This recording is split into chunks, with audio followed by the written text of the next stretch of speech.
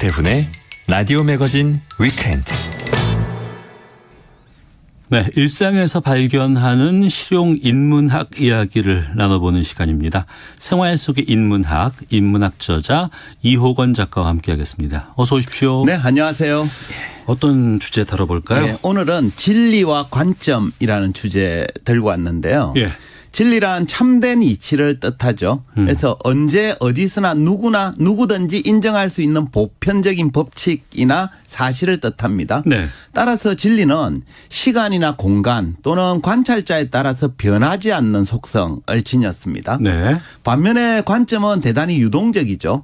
관점은 사물이나 현상을 바라볼 때 각자가 서 있는 위치에서 바라본 모습이거든요. 네. 따라서 동일한 사물도 어디서 보는가에 따라서 모습이 달라질 수도 있습니다.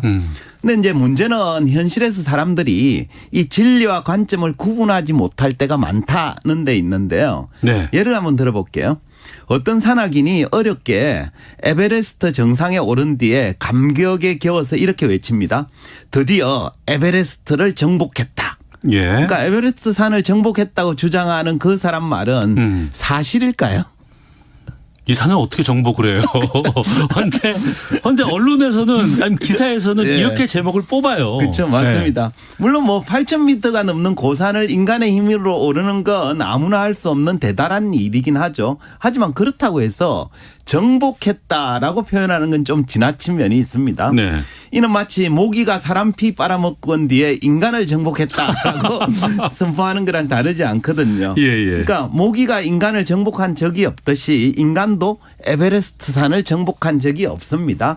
그냥 고생 끝에 간신히 정상을 다녀온 사람이 몇 명 있을 뿐이죠.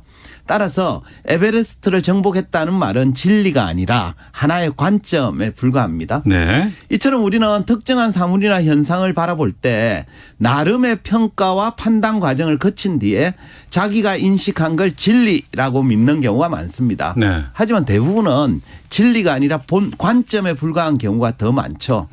예컨대 사람들은 인간을 두고 영묘한 힘을 지닌 우두머리라는 의미에서 만물의 영장 이렇게 표현하잖아요. 예. 근데 지구에 사는 인간 외 다른 동물들도 인간을 보고 자기들 우두머리라고 인정할까요? 그러니까 만물의 영장이라는 건 인간의 관점인 거잖아요. 그렇죠. 맞습니다. 그죠. 그러니까 이제 사람은 누구나 진리에 입각해서 세상을 바라보고 사태를 파악한다라고 생각은 하지만 네. 진리는 그렇게 쉽게 드러나지 않습니다. 그러니까 우리가 진리를 탐구하는 학문이 바로 철학이거든요. 네. 철학의 역사에서도 수많은 철학자들이 진리를 알기 위해 노력을 했는데 아직까지 딱히 답을 내리지 못하고 있는 실정입니다. 오히려 진리는 존재하지 않는다라고 주장하는 철학자가 더 많은데요. 예컨대 독일 철학자 니체가 이렇게 주장했습니다. 절대적 진리란 존재하지 않는다. 진리에 대한 해석만 존재할 뿐이다. 그러니까 우리가 절대적 진리라고 믿는 것은 실은 하나의 해석, 즉 관점에 불과하다는 뜻입니다. 네. 예컨대 16세기까지만 해도 지구를 중심으로 천체가 돌아간다는 천동설은 반박할 수 없는 불변의 진리였거든요. 네. 하지만 이후에 지동설이 등장하면서 그 천동설은 프톨레마이오스라는 학자가 주장한 하나의 관점에 불과하다라는 사실이 밝혀지게 됐죠. 그러니까 철학뿐만 아니라 과학도 네. 과학은 불변이어야 되는데 시대에 따라서 이게 좀 그렇죠. 변하는 것 같기도 예, 하고. 맞습니다. 그래서 절대 과학 세계에서도 절대 불변의 진리는 존재하지 않는다라고 보는 편이 맞죠. 예. 프랑스 철학자 미셀 푸코도 절대 진리를 부정하면서 이렇게 주장했습니다. 한번 들어보세요. 진리란 시간과 공간을 초월한 절대적인 것이 아니라 특정한 시기, 특정한 장소에서 역사적 문화적으로 만들어진 하나의 형식에 불과하다. 그러니까 지금 우리가 옳다고 믿고 있는 진리도 따지고 보면 특정한 시기에 특정한 장소나 문화권에서만 통용되는 하나의 관점이라는 거예요. 가령 지금 우리는 모든 인간은 언젠가는 죽는다라는 명제를 진리라고 믿고 있잖아요. 네. 근데 이런 주장이 1000년 뒤에도 여전히 진리라고 장담할 수 있을까요? 근데 불멸의 인간이 그때 같다고 해서 존재할 수 있을까요? 그죠. 근데 이제 모르는 거죠. 그러니까 지금 이제 영생을 추구하는 과학적 노력 이런 것들이 있기 때문에 알 수 없습니다. 그러니까 중요한 건 뭐냐면 그런다 아닌다가 중요한 게 아니라 모든 인간은 언젠가는 죽는다라는 사실조차도 불변의 진리라고 볼 수 없다는 거죠. 이처럼 특정한 시기나 장소 또는 특정한 문화권에서만 통용되는 관점을 불변의 진리라고 믿어버리면 문제가 생길 수 있습니다. 무엇보다도 그런 태도는 새로운 알을 방해하는 요소로 작용하게 되는데요. 네.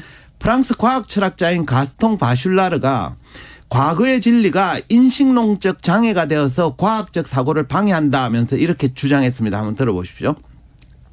과학 정신은 새로운 사실을 발견하기 위해 과거의 모든 사실을 잊어버리는 능력이다. 네. 인식론적 단절은 과학자가 자신의 시대와 문화를 초월하고 자신의 언어와 이미지를 벗어나고 자신의 경험과 감정을 무시하면서 새로운 세계에 들어가는 순간이다.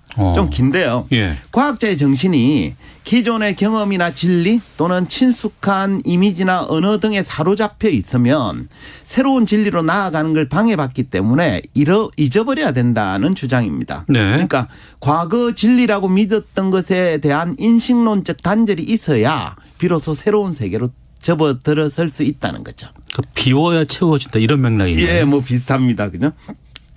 20세기 최고의 지성이라 불리는 작가이자 기호학자 철학자인 움베르토 에코의 유명한 소설 장미의 이름도 맹목적 진리를 쫓는 것에 대한 위험성을 경고하는 내용인데요.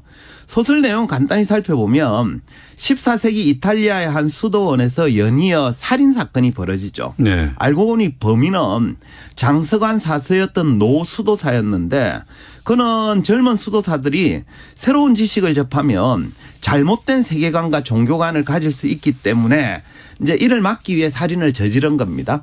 그러니까 자기의 신념을 절대적인 진리라고 믿고 새로운 진리의 등장을 차단할 목적이었죠. 결국 그 노수도사는 장서관에서 난 불과 함께 죽음을 맞게 되는데 에코는 윌리엄 수도사의 입을 빌려서 진리에 대한 생각을 다음과 같이 전합니다.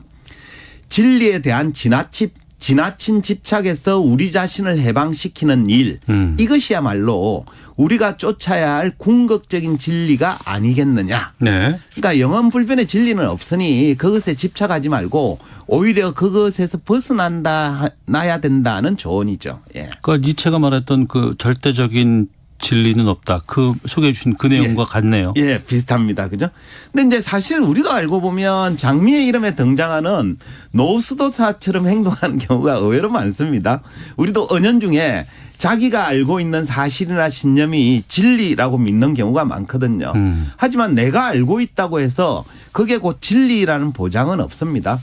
예컨대 어떤 주식 투자자가 특정 회사의 주식을 사두고는 10년 동안 그 회사에 대해서 열심히 공부를 했습니다. 네. 그 결과 그 회사에 대해서만큼은 자기가 전문가라고 자부하면서 주변 사람들한테 이렇게 말하죠. 땡땡전자는 내가 잘 알고 있는 회사야. 주변에 이런 분들 많이 계세요. 그렇죠? 네. 그러니까 10년간 공부했기 때문에 회사에 대해서 잘 안다는 건데 그 주장 사실일까요? 근데 그런 분들이 많기도 하고 좀 많이 공부했으면 잘 알 수도 있는 거 아닌가요? 그렇죠. 남들보다 많이 안다는 오케이. 그런다고 해서 진리라고 보기 어렵죠. 흔히 우리는 무엇에 대해서 잘 안다라고 표현하는 경우가 많지만 그게 곧 진리나 진실을 의미하는 건 아닙니다. 그렇죠. 철학자 비트겐슈타인이 확실성에 대하여라는 책에서 이렇게 지적했습니다. 우리들은 나는 안다의 의미 얼마나 심하게 특수화되어 있는지 여기서 특수화되어 있다는 건 잘못되었다는 겁니다. 특수화되어 있는지 제대로 보지 못하고 있다. 우리들은 항상 나는 내가 안다고 믿었다라는 표현을 망각한다. 그러니까 비트겐슈타인에 따르면 사람들은 무엇에 대해서 안다라고 하는 표현을 잘못 사용한다는 거예요. 네. 안다고 말하는 건 기껏해야 안다고 믿는 수준에 불과하다는 거죠. 독일 철학자 헤겔이 정신현상학 책 서문에서 진리를 이렇게 짧게 정의했습니다. 진리는 곧 전체다.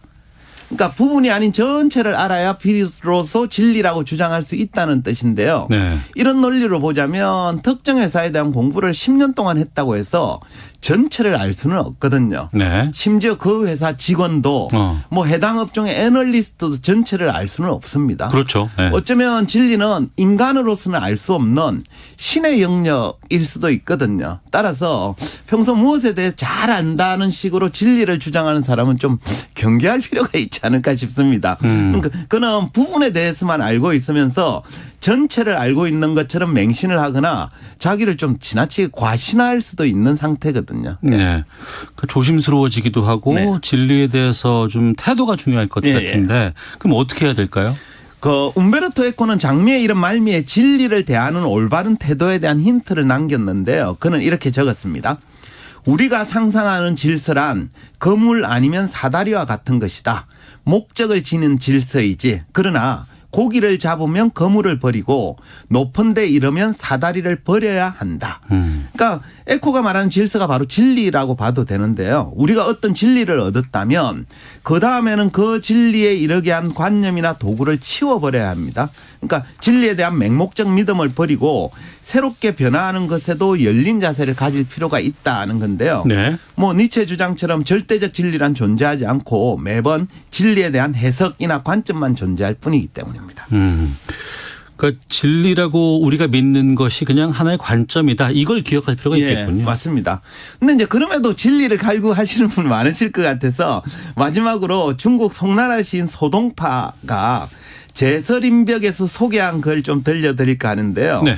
그는 여산이라는 산의 진면목을 알지 못한다면서 시에서 이렇게 적었습니다. 가로로 보면 고개, 세로로 보면 봉우리, 원근 고저에 따라 모습이 제각각일세. 여산의 참모습을 알지 못하는 까닭은 단지 이 몸이 산속에 있기 때문이지. 그러니까 우리가 산속에 있으면 산의 전체 모습을 볼 수가 없습니다. 네. 그러니까 산에 대한 전체 전경을 보려면 산에서 멀리 떨어져야 하거든요. 마찬가지로 현실에 너무 근접해 있으면 진리를 알 수 없습니다. 현실에서 좀 멀찌감치 물러서야 전체를 잘 볼 수 있습니다. 해서 때로는 현실과 거리를 두면서 객관적으로 자기의 모습, 내가 살아가는 세상을 좀 바라보는 연습도 필요하지 않나 싶습니다. 알겠습니다. 생활 속의 인문학 이호건 작가와 함께했습니다. 고맙습니다. 네, 감사합니다.